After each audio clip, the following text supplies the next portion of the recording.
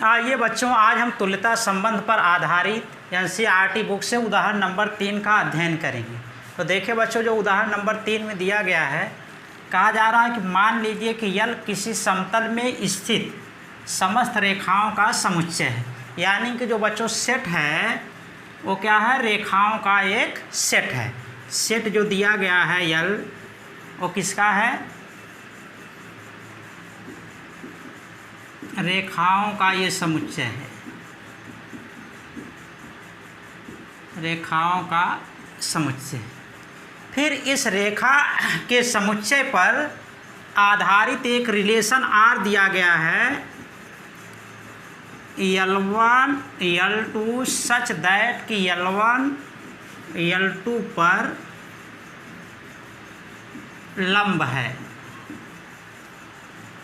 तो जो बच्चों रेखाओं का एक सेट है, समुच्चय है, उस पर आधारित जो रिलेशन है वो ये देखिए रिलेशन कैसा है कि L1 L2 सच दैट कि L1 L2 पर लंब।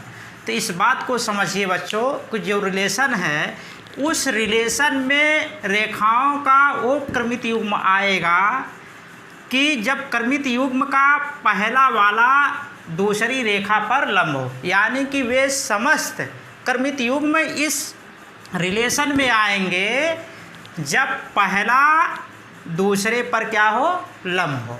तो जब पहला दूसरे पर लंब होगा वो क्रमित युग्म क्या है, आर का एक एलिमेंट होगा। तो इस प्रकार हमको ये देखना है कि अगर कोई सेट यल है उस पर जो रिलेशन दिया गया है L1 L2 such that L1 L2 पर लंब है, तो इस पे ये देखना है कि जो रिलेशन है ये यल पर आधारित वो हमारा कहा जा रहा है कि सिद्ध कीजिए कि आर सममित है किंतु यह ना तो स्वतुल्य और ना संक्रामक है। तो इस यल पर आधारित जो रिलेशन है हमको ये दिखाना है कि रिलेशन सममित तो है लेकिन स्वतुल्य और संक्रामक नहीं है। तो देखिए बच्चों, स्वतुल्य दिखाने के लिए हमने कहा था कि सेट में जितने एलिमेंट होते हैं, सेट के जितने अवयव होते हैं, अगर वे स्वयं से संबंधित होते हैं सारे अवयव, यानी कि रिलेशन के अवयव होते हैं वो स्वयं से संबंधित होकर, तो वो हमारा रिलेशन क्या होता था, स्वतुल्य होता था। अगर उसमें से एक भी एलिमेंट हमारा स्वयं से संबंधित नहीं होता था तो हमारा स्वतुल्य नहीं होता था। तो अब देखिए बच्चों, हमको यहाँ ये देखना है कि अगर ये रेखाओं का एक सेट है तो क्या ये रिलेशन हमारा स्वतुल्य हो पाएगा। देख लेते हैं कि अगर मान लीजिए इस रेखाओं के समुच्चय में कोई रेखा ये हमारा है, एक रेखा मान लीजिए ये हमारा क्या है, यल है। तो अब जितनी भी रेखाएं बच्चों होंगी इसमें, चलिए मान लीजिए इसको L1 मान लेते हैं, इसको L2 मान लेते हैं, इसी तरह आगे आपका ये L3 हो गया। इस तरीके से ढेर सारी रेखाएं इसमें सेट में होंगी। एक समतल का ये रेखाओं का एक समुच्चय है। तो ये देखना है कि जितनी भी रेखाएं हैं क्या वे स्वयं से संबंधित है, यानी कि L1 L1 से संबंधित है, L2 L2 से संबंधित है, L3 L3 से संबंधित है। इसी प्रकार जितनी भी रेखाएं हैं क्या ये देखना है स्वयं से संबंधित है। तो इसमें हम बच्चों एक कॉमन रेखा मान लेते हैं एक रेखा यल है। तो ये यल आपका कुछ भी हो सकता है, जो भी सेट में रेखाएं होंगी वो सभी यल के लिए हो जाएगा। जिसको हम ये चूँकि यल क्या होता है, एक वेरिएबल होता है, इस यल की जगह पर L1 L2 L3 L4 L5 जो भी रखना चाहते हैं रख सकते हैं। तो अब हमको ये देखना है कि जो रेखाएं हैं इसमें क्या वे स्वयं से संबंधित हैं। अब बच्चों आप विचार करिए कि अगर मान लीजिए कोई रेखा यल है, अब ये यल बच्चों हम यहाँ वेरिएबल ले रहे हैं, इसकी जगह पर कुछ भी रख सकते हैं। तो अब देखिए अगर मान लीजिए ये रेखा हमारा यल है तो क्या ये स्वयं से संबंधित है। तो देखिए कहा जा रहा है कि आर में वही क्रमित युग्म आएंगे जब पहला वाला दूसरे पर लंब हो। तो अब ये देखिए कि अगर मान लीजिए हम कोई रेखा इसमें से ले रहे हैं समुच्चय में से, मान लीजिए ये जो कॉमन रेखा है जिसकी जगह पर सारी रेखाओं को रखा जा सकता है, मान लेते हैं यल है। अब ये देखना है कि क्या यल एलिमेंट आर हो रहा है। अगर यल एलिमेंट आर बन रहा है तो इसका मतलब कि ये हमारा जो रिलेशन है वो क्या हो जाएगा, स्वतुल्य हो जाएगा। क्योंकि बच्चों यल वेरिएबल है तो यल के स्थान पर जितनी भी रेखाएं होंगी सेट में उनके स्थान पर रखा जा सकता है। तो अब ये देखना है कि क्या यल एलिमेंट आर होगा कि नहीं होगा।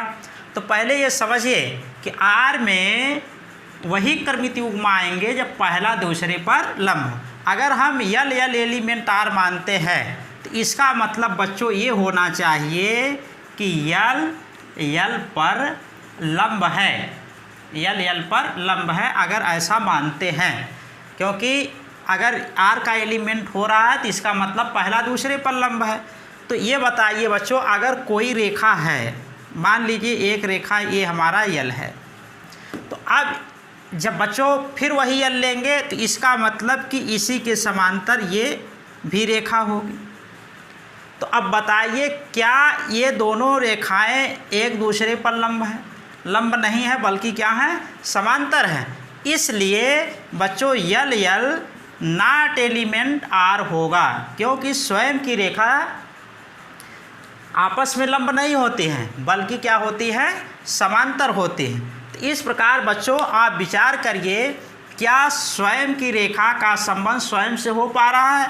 अगर हो पा रहा है तो एलिमेंट आर का होगा, अगर नहीं हो पा रहा है तो एलिमेंट आर का नहीं होगा।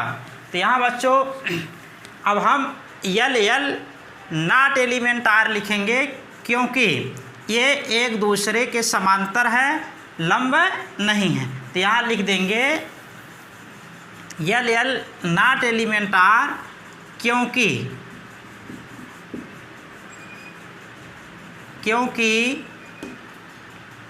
यल के समांतर है।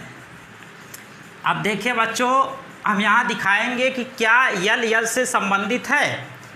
तो अगर बच्चों यल से संबंधित कब होगा, जब यल पर लंब होगा। तो हम जानते हैं कि स्वयं की रेखा आपस में क्या होती है, समांतर होती है। अगर ये यल रेखा है तो ये भी क्या है, यल रेखा है, एक दूसरे के समांतर। यल क्या है, वेरिएबल है बच्चों। यल के स्थान पर जितनी भी रेखाएं सेट में होंगी उनके स्थान पर रखा जाए। अगर मान लीजिए यहाँ से L1 लिए तो ये देखिए L1 समांतर हुआ, L2 ले रहे हैं तो L2 के समांतर हो गया, L3 रेखा ले रहे हैं तो L3 के समांतर। यानी कि जितनी भी रेखाएं होंगी सेट में वे एक दूसरे के क्या होंगी,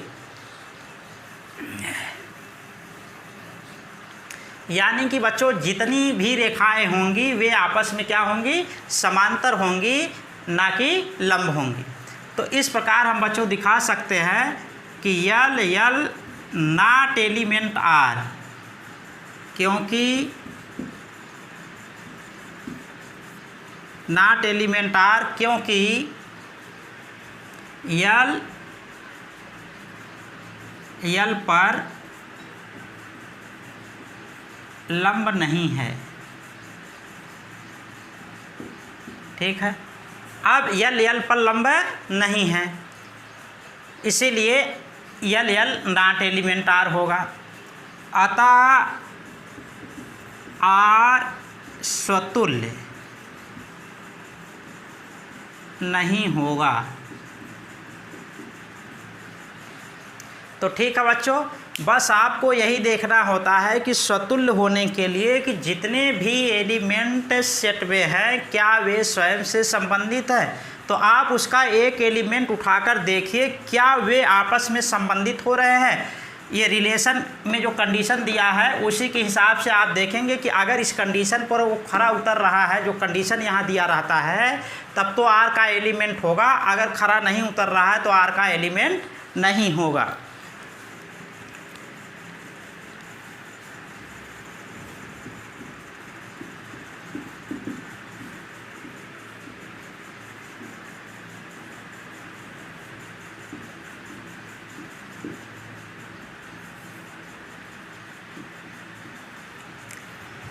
अब देखिए इस रिलेशन को हमको सममित दिखाना है कि सममित है कि नहीं है। तो सममित चेक करिए कि सम्मित होगा कि नहीं होगा। तो यहाँ पहले बच्चों हम मान लें कि अगर मान लीजिए कोई क्रमित युग्म R में है, ऐसे मान लीजिए कि यदि L1 L2 एलिमेंट R, ये देखिए बच्चों वेरिएबल होगा, यानी कि सेट से कोई आप दो एलिमेंट उठाकर उनका क्रमित युग्म लें और देखें कि अगर ये R का एलिमेंट है तो क्या उसका उल्टा भी R का एलिमेंट है। अगर उल्टा R का एलिमेंट हो रहा, जितने भी L1 L2 क्रमित युग्म बनेंगे इस सेट से R में, ये देखना है कि क्या वे R के एलिमेंट हैं। देखिए बच्चों, यहाँ से जितने भी क्रमित युग्म उठाएंगे अगर वे R के एलिमेंट बन रहे हैं तो ये चेक कर लीजिए कि देखिए क्या उनके उल्टे भी R के एलिमेंट बन रहे हैं। अगर R के एलिमेंट बन रहे हैं तो हमारा क्या हो जाएगा, सम्मित होगा। जितने भी L1 L2 R के एलिमेंट हैं उन सारे के लिए हमको देखना होगा क्या उनके उल्टे भी R में हैं। तो देख लें, अगर मान लीजिए बच्चों यहाँ पर L1 L2 एलिमेंट R है तो ये देखना है कि क्या L2 L1 भी R का एलिमेंट है। तो अगर बच्चों ये L1 L2 R का एलिमेंट है तो इसका मतलब कि L1 L2 पर लंब होगा, क्योंकि कहा जा रहा है कि वही क्रमित युग्म R के एलिमेंट बनेंगे जब पहला वाला दूसरे पर लंब। तो इसका मतलब यही हुआ कि अगर L1 L2 R का एलिमेंट हम ले रहे हैं तो L1 L2 पर लंब है, ठीक है। तो अब देखिए बच्चों, ये देखना है कि क्या इसका उल्टा भी R का एलिमेंट बन रहा है, यानी कि L2 L1 एलिमेंट R बन रहा है। तो L2 L1 R एलिमेंट होने के लिए L2 L1 पर लंब होना चाहिए। तो अब देखिए बच्चों, अगर ये हम यहाँ से देखें कि L1 L2 पर लंब है, जैसे मान लीजिए कोई रेखा ये है बच्चों, ये हमारा क्या है L1 है और ये क्या है L2। अगर कहें कि L1 L2 पर लंब है तो ये देखिए यहाँ से दिखाई दे रहा है आपको कि अगर L1 L2 पर लंब है तो L2 भी L1 पर लंब है। तो इस आधार पे हम लिख सकते हैं कि L2 L1 पर लंब है।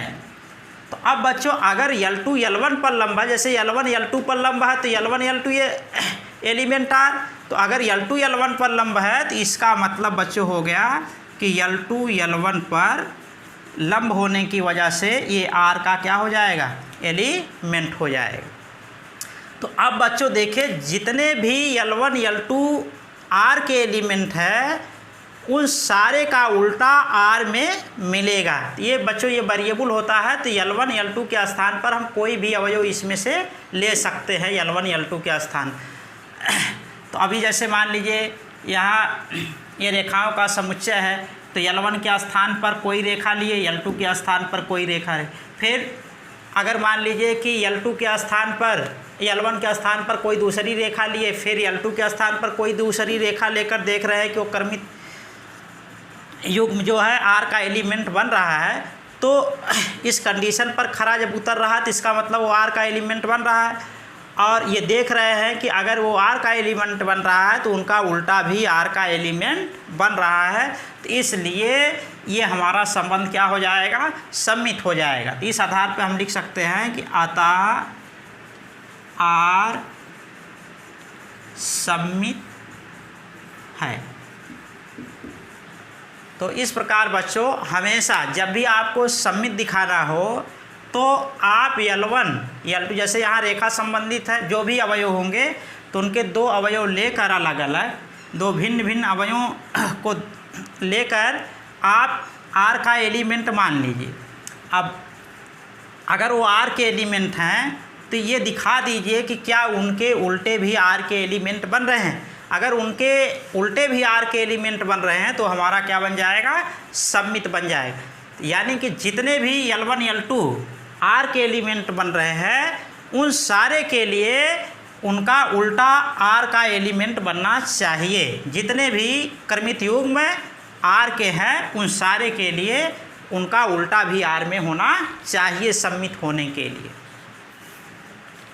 अब देखिए बच्चों, आपको संक्रामक दिखाना है, तो आप जानते हैं संक्रामक दिखाने के लिए अगर A B C element are होता था, यानी कि पहला दूसरे से, दूसरा तीसरे से संबंधित होता था, तो हमको ये दिखाना था कि अगर ए सी एलिमेंट आर होता तो ये हमारा जो रिलेशन होता है वो क्या हो जाता है, संक्रामक हो जाता है। तो आप ये देखेंगे कि जितने भी A B B C element are के हैं, क्या उनके लिए ए सी एलिमेंट आर है?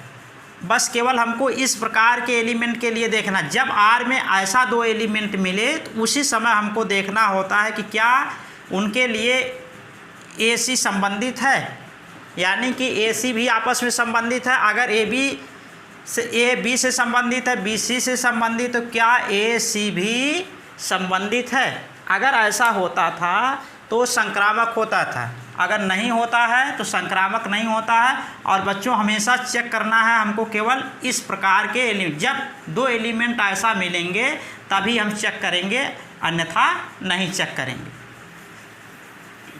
तो अब मान लेते हैं यदि L1 L2 L3 element are, अब ये मान लीजिए कि इस सेट से जो ये रिलेशन बना हुआ है उसमें दो अवयव L1 L2 L3 जो क्रमित युग्म के रूप में अवयव हैं वो R के क्या है, एलिमेंट हैं। तो अगर ये बच्चों R के एलिमेंट हैं तो इसका मतलब इस पर खरा उतरते होंगे, यानी कि L1 L2 सच दैट जो L1 L2 पर लंब है, तो इसका मतलब कि R का जब एलिमेंट है तो L1 L2 पर लंब होगा और L2 L3 पर लंब होगा। इसका मतलब L1 L2 पर लंब है और L2 L3 पर लंब है। अब बच्चों इनकी सहायता से ये देखना है कि क्या L1 L3 एलिमेंट R के बन रहे हैं। अगर बन रहे हैं तो संक्रामक हो जाएगा, अगर नहीं बनेंगे तो संक्रामक नहीं होगा। तो अब इस बात को यहाँ समझिए कि अगर L1 L3 एलिमेंट R है तो इसका मतलब कि L1 L3 पर लंब होना चाहिए इसका, क्योंकि जब तक पहला वाला दूसरे पर लंब नहीं होगा तब तक वो R का एलिमेंट नहीं होगा। तो L1 L3 एलिमेंट R होने के लिए L1 L3 पर लंब होना चाहिए। तो अब बच्चों यहाँ से समझिए कि अगर ये हमारी रेखा L1 है, ठीक है, फिर कह रहे हैं कि L2 पर ये लंब है, तो ये देखिए L2 पर लंब होने के लिए ये कंडीशन होनी चाहिए। अब यहाँ से L1 L2 पर लंब है, फिर आगे देखिए L2 L3 पर लंब है, L2 L3 पर लंब है, तो L2 को L3 पर लंब होने के लिए ये कंडीशन होनी चाहिए। ये देखिए L2 L3 पर लंब होने के लिए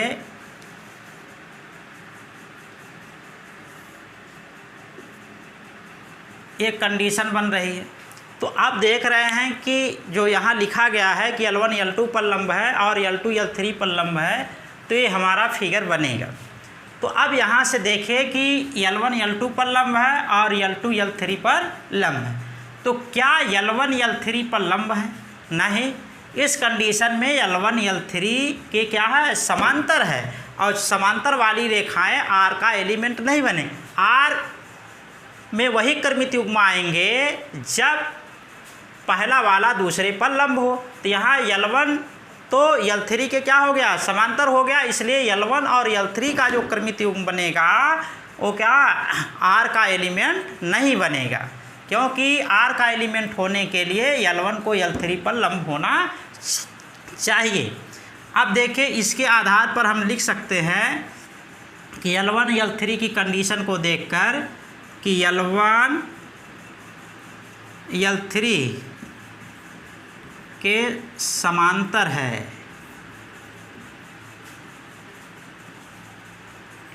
ना कि लंब है।